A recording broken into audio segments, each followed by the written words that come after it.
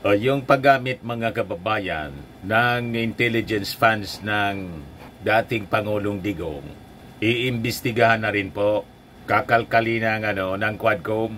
Ito yung sabi dito mga kababayan sa balita ng Manila Bulletin.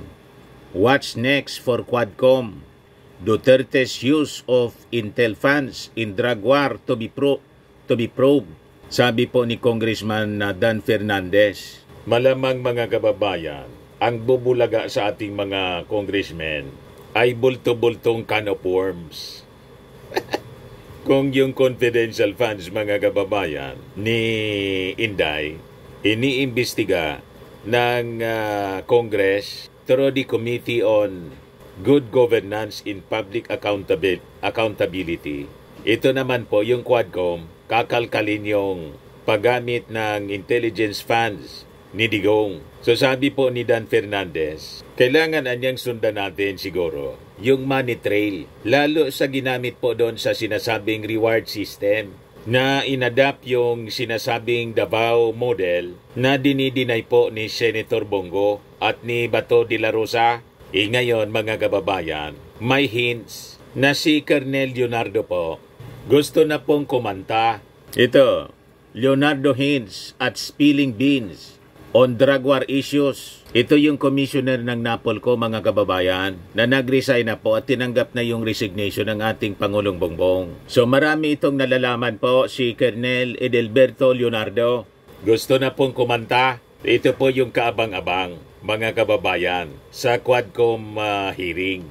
Malamang sa malamang mga kababayan, pag itulo na po yung kanta, una ni Colonel Royina Garma, tapos nitong si Colonel Leonardo, kasi baka iniisip po ng dalawang ito, alangan man anya kabilang yung mananagot sa batas. Pagkatapos yung mga nag-utos sa amin, yung nasa likod namin, nagpapasarap lang sa buhay, maligaya. Di paganyan anya, damay-damay na lang. Malamang iyon ang naglalaro sa isipan mga kababayan ni Leonardo, ni Colonel Leonardo. Kami anya na pag-utusan lang. Pagkatapos kami yung mananagot sa batas. Hindi pa pwede yung ganon. But before ko mga kababayan ibigay sa inyo yung full story ng mga balitang yan, click subscribe muna dito sa ating YouTube channel. And hit the notification bell para lagi po kayong updated sa mga kaganapan dito sa ating bansa. Like and share na rin po ninyo ng ating video. At wag na rin po ninyo na skip yung ating mga commercial ads para tuloy-tuloy lang ang pag-unlad ng Bagong Pilipinas. Itong ating programa mga kababayan, atid sa inyo nitong ating mga sponsors. Firmax Firming and Lifting Cream. Pinapay po sa mga pulses in affected area. Mainam po ito sa mga pains at paninigas ng mga kaso-kasuan. Ito sa mukha naman yung application, anti-aging, Automax po siya. Ito ay Glow Zero mga kababayan. Whitening po siya. Made in South Korea. Ito naman po, Nengxia Red Mix Fruit Drink. Gawa po siya sa goji berry. May anti-cancer properties po siya. At sa mga nagana po ng malinis and spacious fitness gym, pumunta lang po kayo sa aming Colossal Fitness Gym. May Grab Car Rental din po kami. At bills payment po sa aming office. At saka sa mga mahilig po sa mga imported bags, manood po kayo sa live selling ni Madam Aileen Rosales sa kanyang Aileen Closet po. Pati mga shoes, ito yung kanya po.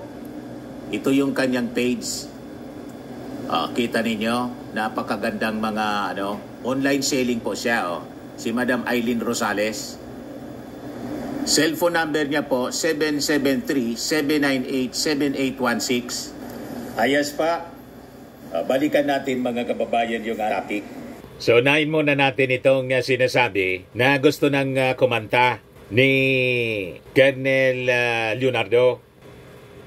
So, sabi dito, resigned National Police Commission Commissioner Colonel Edelberto Leonardo, who was tagged by retired Police Colonel Royina Garma, in drug war killings appears to be keen on likewise divulging key details on the issue, sabi po ni Santa Rosa City Representative Dan Fernandez. So sabi po, ni Congressman Dan Fernandez, may mga pinapadala ng fillers. Itong si Leonardo na willing niyang ikwento ang lahat-lahat na kanyang nalalaman. May mga pasabi na daw na si Leonardo willing na sabihin ang lahat ng kanyang nalalaman. But we have not had the affidavit.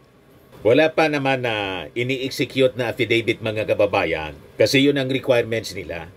Kung gusto nila, kailangan na sumpaan nila, mga kababayan, sa pamamagitan ng pag-execute ng isang affidavit. Pero siyempre, sabi po ni Dan Fernandez, yung testimony, yung affidavit, kailangan na niya isailalim sa proper vetting para ma-determine kung totoo yung kanilang sinasabi. Kasi sabi ni Fernandez, ayaw naman nila na yung Quad Committee ay maging avenue for people involved in the drug war issues to absolve themselves in exchange for testifying. Baka kasi, ang mangyari, sige niya, magtitistigo kami, pero kailangan na niya yung aming accountability ay mawala. Ibig sabihin, sila mapapawalang sala basta maidiin yung iba. Hindi naman niya po pwede yung ganon. Kaya sabi po ni Dan Fernandez, of course, you have to realize that it's not only Commissioner Leonardo who wanted to speak and have their stories be heard. There are many, but we just want to ensure that what they are going to reveal are substantial. Sometimes, they just want to use the Quadcom to take away the sins that they have perpetrated as well. We would not allow that. Maybe, later, they will ask for a condition to lessen, to eradicate what they have done. But we would not allow that because we have laws to follow. Maybe, there would only be mitigating circumstances that are in accordance with our criminal procedure that can be applied to them. So yun, mga kababayan, with all these developments, malamang sige na rin po ang meeting ni Digong, Bongo at Bato, kasi sila yung mga itinuturo. Wala man talaga pong ibang pwedeng ituro kundi sila.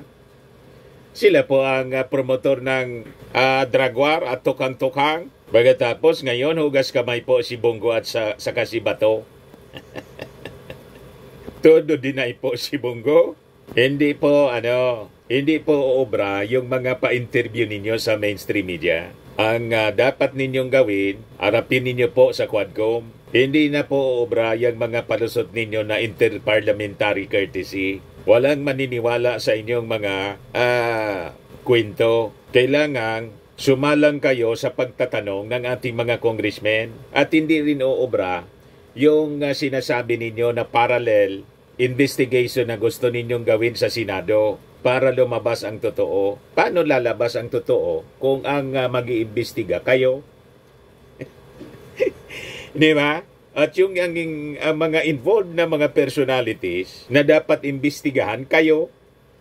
Tama ba? Di ba niya pwede, Mr. Maravillas, na ibang mga senador? Pwede din sana, mga kababayan, na ibang mga senador. Pero dapat mag-inhibit sila. Yung mga kaalyado ng dating Pangulong Digong, lalo na si Bato at si Bongo, dapat wala sa Senate investigation. Kung gusto nila na impartial yung investigation.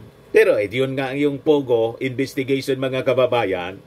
Kaya siguro hindi po makapagsalita ng maayos yung mga witnesses po. Kasi nandun si Bongo, nandun si Bato.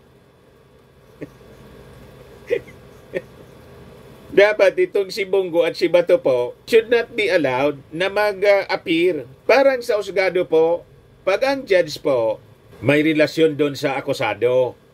Di ba?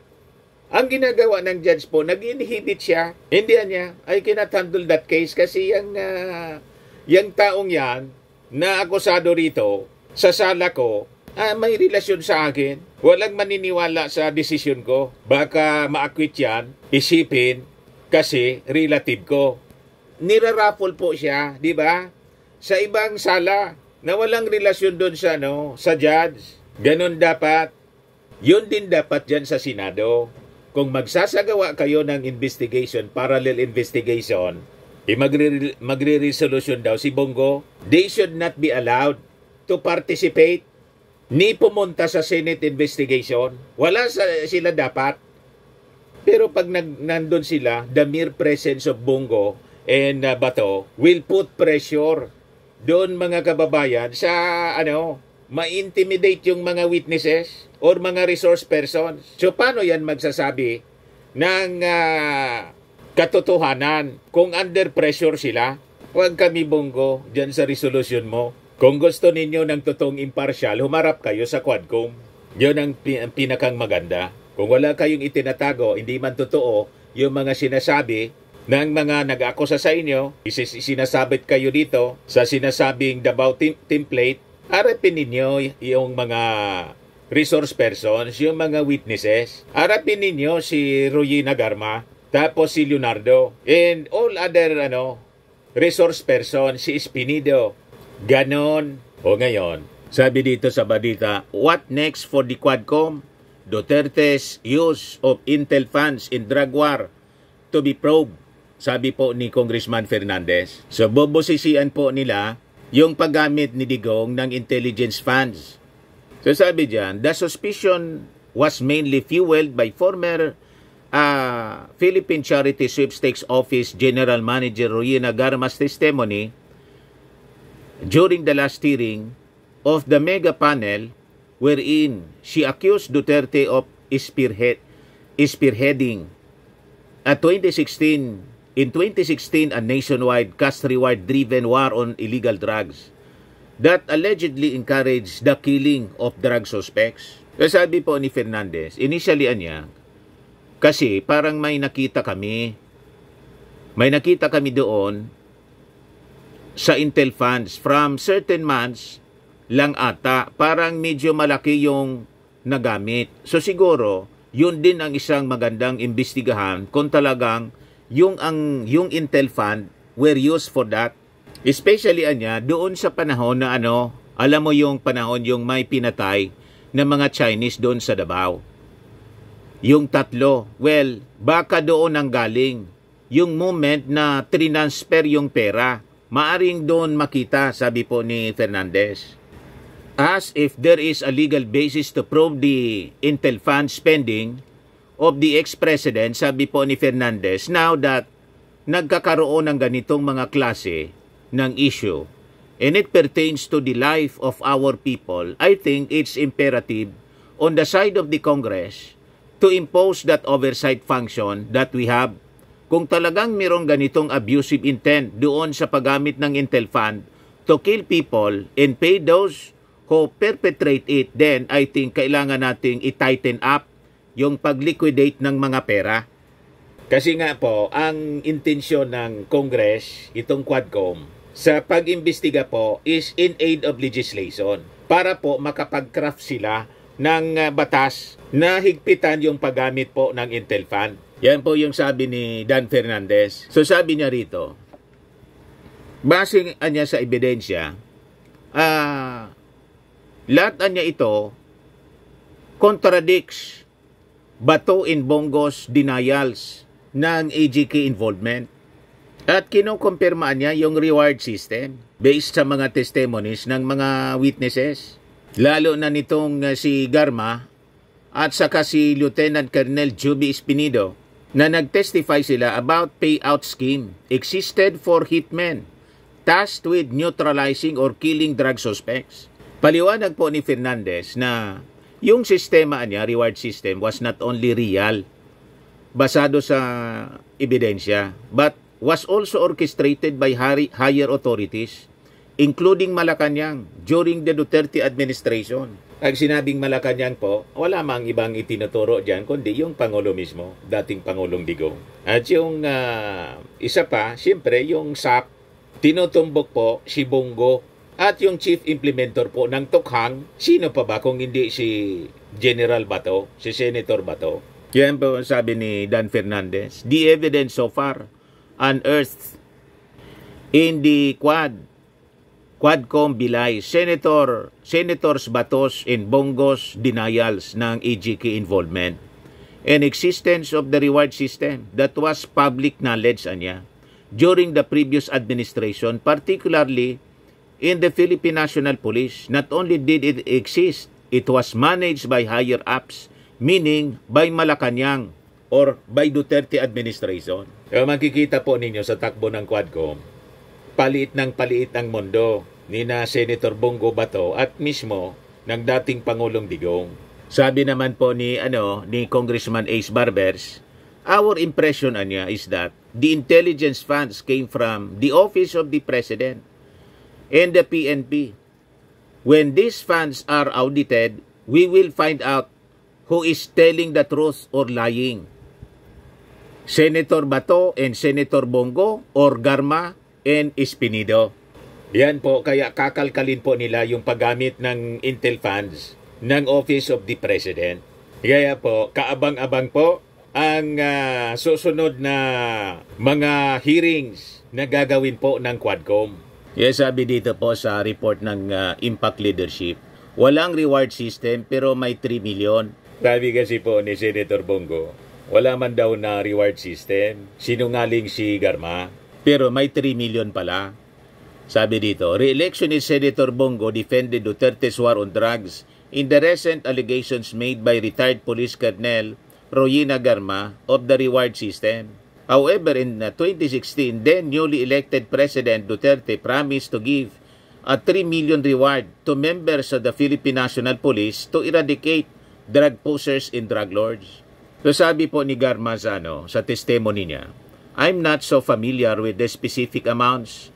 Might be wrong if I say that it is 50,000 or 100,000 or 1 million. But there is a corresponding amount per level chair.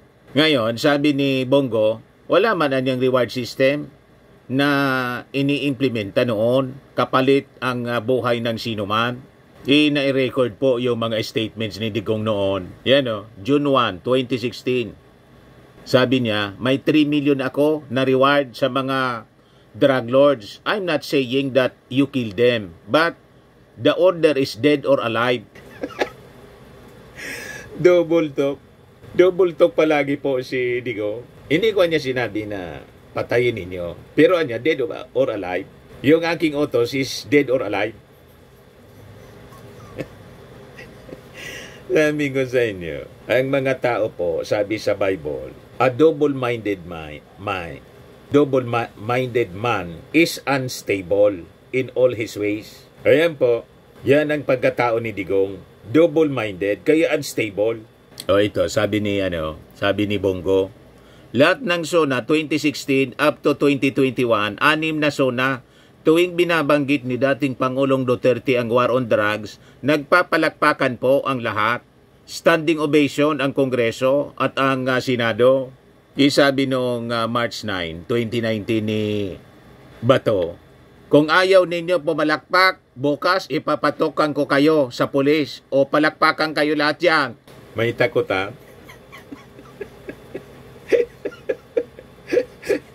You see? Reaksyon naman po ni dating Senador Laila de Lima. Bakit raw dati pinapalakpakan, ngayon nag-iisa na lang? Kasi noon maraming takot na hindi nila palakpakan ang mga SONA ni Duterte. Iilan lang ang matatapang. Kung gawan ka ba naman ng peking ebidensya at ipahiya ka halos araw-araw sa media, kung hindi ka ba naman pumalakpak na lang kung duwag ka rin lang naman na walang ipinaglalaban. Basag na basag po yung mga statement ni Senator Bongo. But anyway, abangan na lang po natin mga kababayan yung mga susunod na hearings ng Quadcom. Kasi talagang very, very exciting. Sa mga naganap ng malinis and spacious fitness gym, pumunta lang po kayo sa aming Colossal Fitness Gym. We also offer Grab Car Rental with our brand new 2023 model ng Toyota Innova. We also accept booking for those who are planning to travel via PAL, Cebu Pacific, and other airline companies, local and international, and bills payment for Meralco Bills, PLDT, Aleco Bills, etc. Ang Colossal Fitness Gym is located at 3rd floor Security Bank Building, Landco Business Park, Legazpi City, Albay. For inquiries, look for Chilon Maravillas, contact number 0966-802-0949. Yan yung aming Innova. Lagi na pong matao sa amin. Pati mga foreigners po, tingnan ninyo. Mga British tourists sila. Ang lalaki ng katawan na, mga kababayan, nag-gym sa amin. Ito naman po, Indian National. Ito mga mga European sila. Ito naman yung bago naming product na binibenta online, Eye Glow Serum. Whitening po siya galing sa South Korea. Tingnan ninyo yung epekto sa aking anak na architect entrepreneur, Riz Maravillas. For inquiries, look for Riz Maravillas on FB. Ito naman po, Firmax Firming and Lifting Cream. Pinapahid po ito sa mga pulses and affected area. Mainam po ito sa mga pains at paninigas na mga kaso-kasuan. Ito po, Automax Radiant Serum. Sa mukha naman yung application. Anti-aging po siya. You will look 10 years younger than your age. Sa mga cancer patients naman po, baka lang gusto ninyo itong itry. Nengxia Red Mix Fruit Drink. Hindi man po siya gamot, food supplement siya. Kaya lang, gawa siya mga kababayan sa goji berry. Yung goji berry may anti-cancer properties. Yung mga inquiries ninyo, dumiritso na lang kayo sa aming messenger sa Facebook para masagot namin agad. Ayos po, ako po si Dante Maravillas. Bye-bye. God bless.